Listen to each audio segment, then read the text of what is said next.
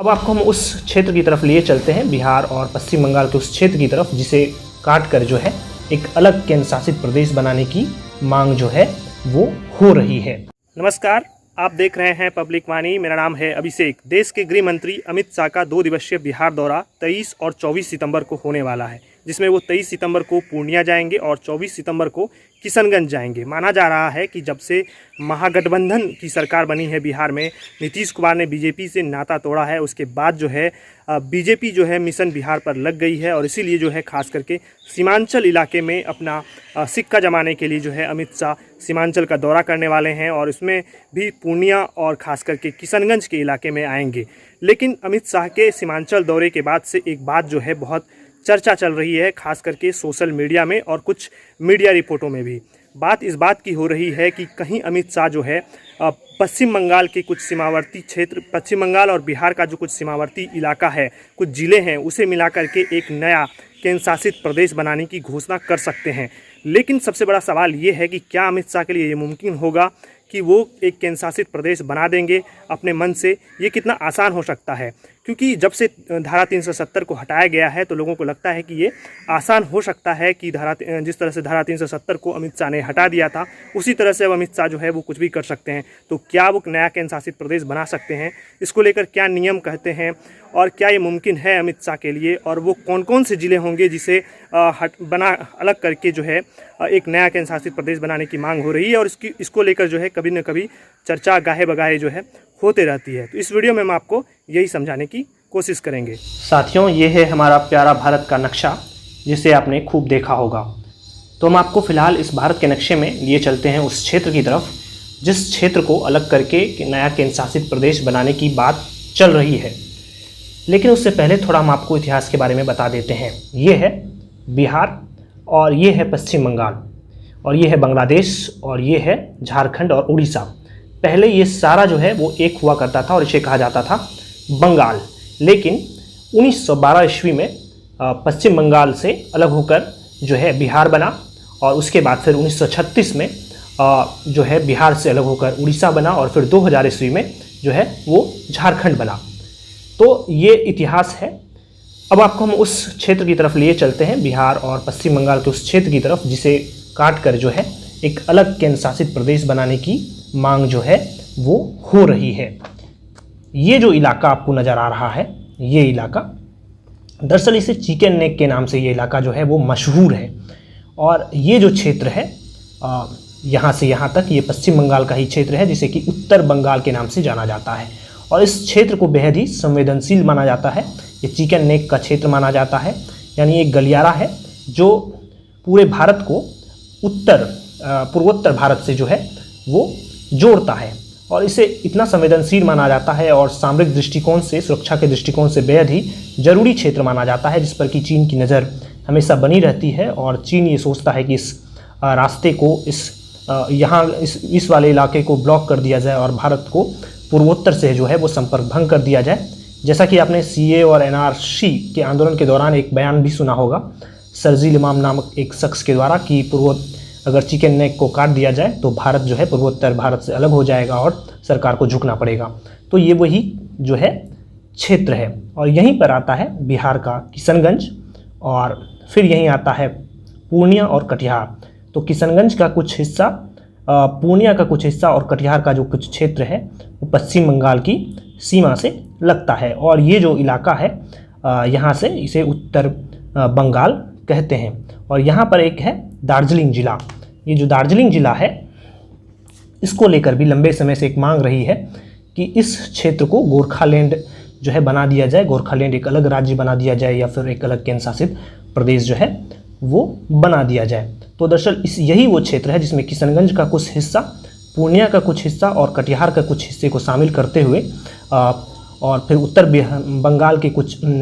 बंगाल के पूरे क्षेत्र को शामिल करते हुए एक नया केंद्र शासित प्रदेश जो है वो बनाने को लेकर जो है चर्चा चल रही है। और इसको लेकर जो हवाला दिया जा रहा है वो राष्ट्रीय सुरक्षा को दिया जा रहा है कि बांग्लादेश से घुसपैठ जो है वो आसानी से भारत में हो जाता है, जिसकी वजह से जो है इस क्षेत्र को जो है एक अलग केंद्र शासित प्रदेश बना दिया जाए, जिस पर केंद्र सरकार की नज़र रहे। और सुरक्षा के दृष्टिकोण से ये अति महत्वपूर्ण एक तरह से है भी, क्योंकि इस पर चीन की नज़र हमेशा रहती है। तो इन्हीं बातों का हवाला देकर जो है इसको लेकर एक अलग मांग जो है वो की जाती रही है कि इस क्षेत्र को केंद्र शासित प्रदेश बना दिया जाए, और खासकर बीजेपी के सांसद और विधायक जो इस क्षेत्र से हैं, उत्तर बंगाल के क्षेत्र से, वो ये मांग जो है वो करते रहे हैं। अब इसमें उत्तर बंगाल के कौन कौन से ज़िले जो हैं शामिल होंगे उसके बारे में भी हम आपको बता देते हैं। उसके लिए हम आपको स्पेशली उत्तर बंगाल के मैप की ओर ले जाते हैं। तो यही है वो चिकन नेक का क्षेत्र जिसके बारे में भी हम बात कर रहे थे कि ये क्षेत्र जो है भारत की सुरक्षा के दृष्टिकोण से, सामरिक दृष्टिकोण से कितना महत्वपूर्ण है। इस नक्शा में कुछ और क्लियर आपको दिखाई दे रहा होगा कि एक तरफ नेपाल है, भूटान है, और उधर चीन है, और इधर बांग्लादेश है। तो इसलिए जो है ये सुरक्षा के दृष्टिकोण से बेहद ही महत्वपूर्ण जो है वो क्षेत्र है। इसमें भी थोड़ा आप देख सकते हैं कि ये चिकन नेक जो है भारत का, और इसी क्षेत्र के कुछ हिस्से को जो है केंद्र शासित प्रदेश बनाने की जो बात है वो चल रही है फिलहाल सोशल मीडिया के चर्चों में।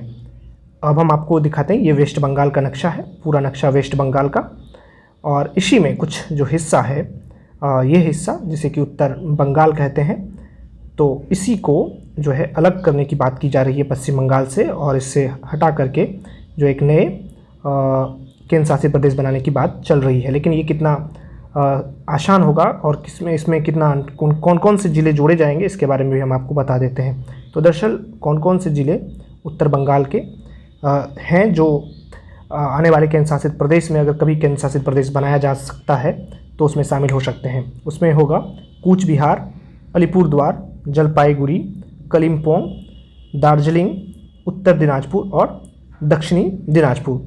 तो ये वो ज़िले हैं जिसे शामिल करके जो है नया केंद्र शासित प्रदेश बनाने की बात जो है, चर्चा जो है वो चल रही है, और उसको लेकर कभी कभी जो है वो मांग भी चलते रहती है। और इसके साथ साथ बिहार का किशनगंज का कुछ क्षेत्र और कटिहार का कुछ क्षेत्र और पूर्णिया का कुछ क्षेत्र को जो है वो शामिल करने की बात जो है वो चर्चा चल रही है, और ये फिलहाल सोशल मीडिया पर चल रही है।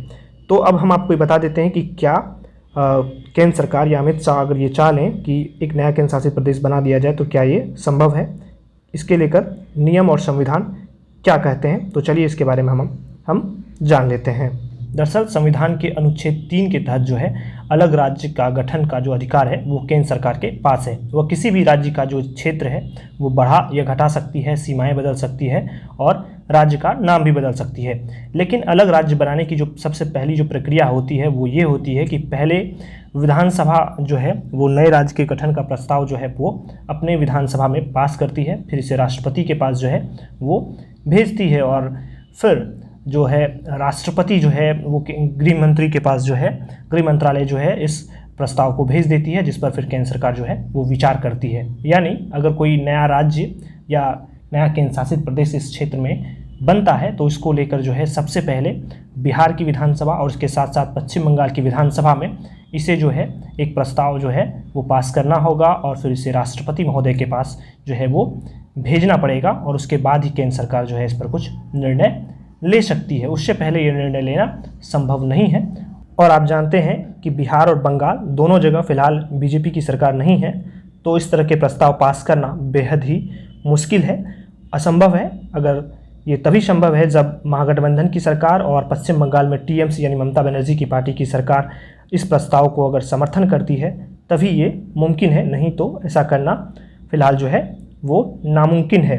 अब अगर इसके अलावा कोई और भी नियम होते होंगे तो ये ज़रूर जो संविधान के एक्सपर्ट हैं वो ही कह सकते हैं। आप क्या सोचते हैं इस पूरे मसले पर? अपनी राय कमेंट बॉक्स में ज़रूर रखिए। आपको क्या लगता है कि इस तरह का नया केंद्र शासित प्रदेश जो है वो बनना चाहिए, राष्ट्रीय सुरक्षा के दृष्टिकोण से वो कितना सही है या नहीं है? इसके बारे में अपनी राय ज़रूर रखिएगा कमेंट बॉक्स में, और हमारे चैनल को सब्सक्राइब कर दीजिए, बेल आइकन को प्रेस कर दीजिए। अगर आप फेसबुक पर देख रहे हैं तो हमारे पेज को लाइक कर दीजिए। आपका बहुत बहुत धन्यवाद।